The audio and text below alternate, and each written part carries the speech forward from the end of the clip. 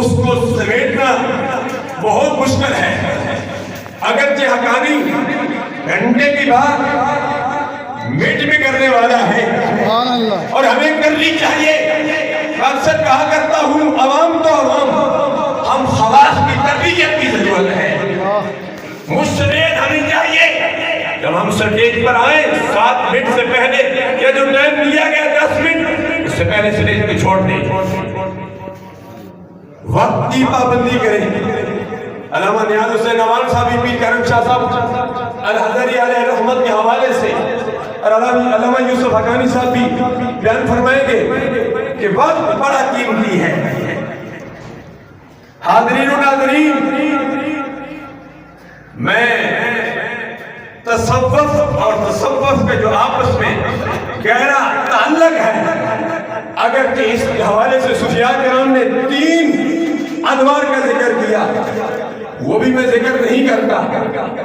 مجھ سے قبل انوارہ علامہ قاری انور شاکر صاحب نے 6 چیزوں کا ذکر کیا، میں 5 کا مختصر وقت میں جو تصوف کا نچوڑ ہے ذکر کر کے اجازت چاہتا ہوں۔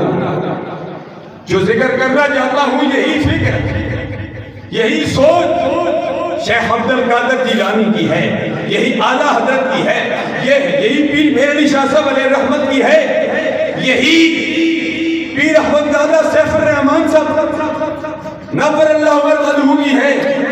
وہ 5 چیزیں کون سی ہیں؟ پہلے نمبر پر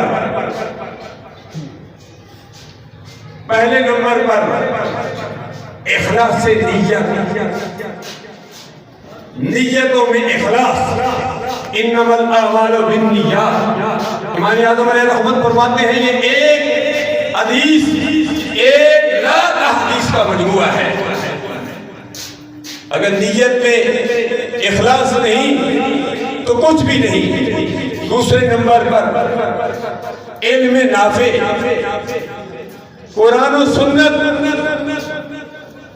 تیسرے نمبر پر عمل صالح۔ چوتھے نمبر پر اخلاص۔ حضرت عائشہ صدیقہ فیفا رضی اللہ تعالیٰ عنہ سے پوچھا کہ اخلاق کیا ہے؟ فرمایا قرآن پڑھ لو، خذ العفو وأمر بالعرف وأعرض عن الجاہلین۔ 5ویں نمبر پر سلامت صدر، یعنی سینے کا سلامت ہونا، درست ہونا۔ مسلمان کو مسلمان سے کینہ نہیں اچھا، اور جس سینے میں کینہ ہو وہ سینہ نہیں اچھا۔ سینہ درست ہوگا، دل درست ہوگا تو سارا نظام چلے گا۔ ہمارے اندر جس طرح ہمارا ذہن ہے، اندر کو بھی اسی طرح کرنا ہوگا۔ باطن اور ظاہر ایک ہوں گے تب ہم دنیا میں اور آخرت میں کامیاب ہوں گے۔ تصوف اور ادب کا آپس میں گہرا تعلق ہے۔